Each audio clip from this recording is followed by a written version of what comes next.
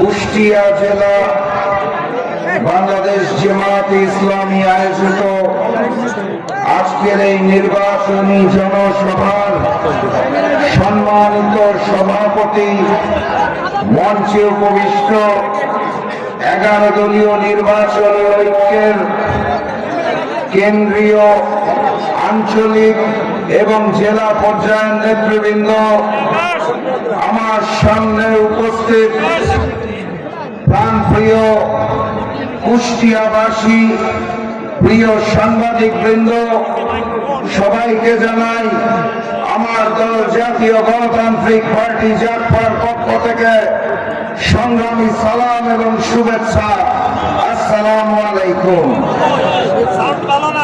আপনারা ভালো আছেন? 12 তারিখ যুদ্ধের জন্য প্রস্তুতি নিয়েছেন?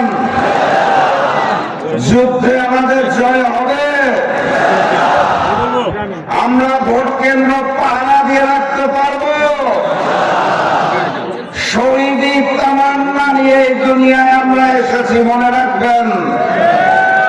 5ই আগস্টের যুদ্ধে যেভাবে রক্ত দিয়ে ফ্যাসিস্ট শেখ হাসিনাকে তার মামু বাড়ি দিল্লি পাঠিয়েছিলাম, সেই একইভাবে প্রয়োজনে আবারও শহীদ হব, কিন্তু নতুন করে সৃষ্টি হওয়া 90 জালেমের হাতে আর বাংলাদেশকে দেব না ইনশাআল্লাহ।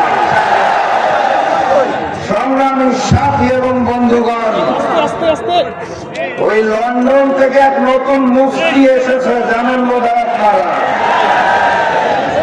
আমরা আশা করেছিলাম লন্ডন থেকে একজন জাতীয় নেতা দেশের মাটিতে আসার পর এই চাঁদাবাজি এবং রাজনীতিতে লিপ্ত গুন্ডা প্রকৃতির বিএনপি বোধহয় পরিবর্তন হবে, কথাবার্তা আচরণে বোধহয় বিএনপির একটা পরিবর্তন হবে।